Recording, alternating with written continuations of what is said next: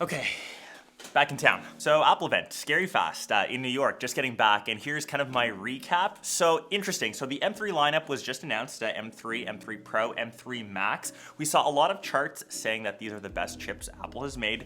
Big improvements from obviously M1 and any Intel-based Mac. So if you're running a device, 5-6 years, you're still on Intel Macs, this is where you're gonna see the biggest performance. That's where we saw all the crazy graphs, 8 times better performance, more efficient, less power consumption, all of that. But even looking back at a couple years when the M1 was launched, crazy to think we're on the 3rd generation, we still see some pretty impressive gains across all 3 devices, or across all 3 chipsets, I should say. I won't go through all of them, but some that jumped out to mind were the M3 is 2.5 times faster in rendering than the M1. Efficiency cores are 50% faster, and a lot of that has to do with the 3nm chip. It's a lot, obviously, smaller. So a little interesting fact, cross-sectional of a human hair, you can fit 2 million of those, which I found very interesting, and also a new GPU utilization where it takes the most processing or demanding task and allocates the proper amount of memory towards that. Also known as dynamic caching, and if you are going for the best spec, the M3 Max,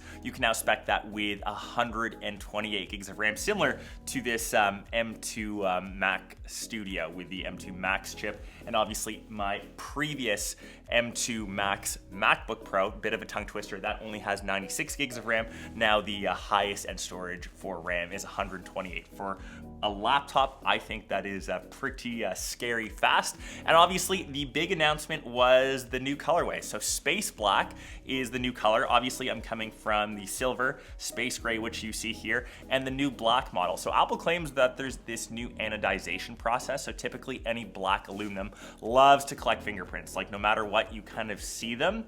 It's the same for the MacBook. I got to go a bit hands-on in their little event. It isn't as bad as other black laptops that I've tested, and I've tested out quite a few, but still nowhere near as fingerprint-less than silver. And I think silver is like the OG Mac color. Like I actually dug up from my little reservoir or cache, one of my older MacBooks that actually doesn't open because it's probably sealed shut.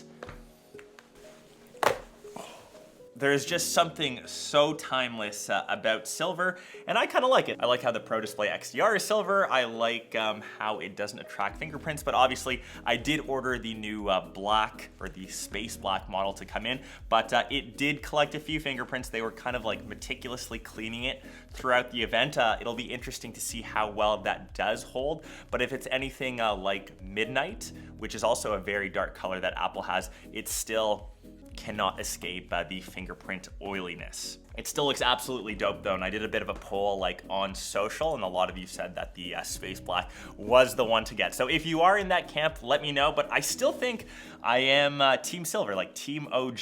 Obviously Space Gray was, the new Pro color. Yeah, just kind of sound off in the comments, but other than that, the new chipset is what's new. It still has the exact same form factor, so you still have the 2 sizes, so either 14 or the 16-inch. It still has the same screen brightness. It's 1000 nits and 1600 nits of peak brightness for HDR content. So that was pretty much the updates to the MacBook Pro lineup. And there's also I wouldn't say low-key announcement, but for the 24-inch iMac, which still was rocking the M1 chip, that is now upgraded to the M3 chip. There's no M3 Pro or M3 Max in the iMac, but that is a welcome upgrade. I was still kind of hoping maybe for a color refresh, like the orange iMac. It looks great on the back, but it still has like that salmon front.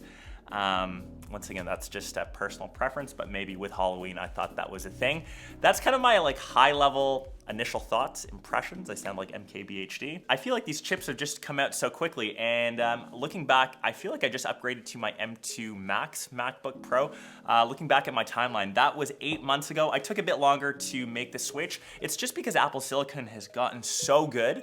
I technically didn't need to upgrade for my M1 Max, and if you already are on Apple Silicon, maybe if you're like in the M1 line, it's worth it to upgrade to the M3, but if you're rocking this gen, last gen, the M2 line, I don't think the performance gains will be as much. If you're coming over from an Intel-based computer, Intel-based Mac, 100%. This is the best time to upgrade. The price has actually gotten lower for the base spec M3. That is $1599 for the 14-inch, and the 16-inch, it still remains at the same price, $2499. So let me know which color option you would pick. Obviously the M3 Pro and M3 Max come with all the spec'd out RAM, depending on where you live. I'm sure you can spec one out close to like $10,000, which is pretty crazy. And the 24-inch iMac has received the M3 treatment.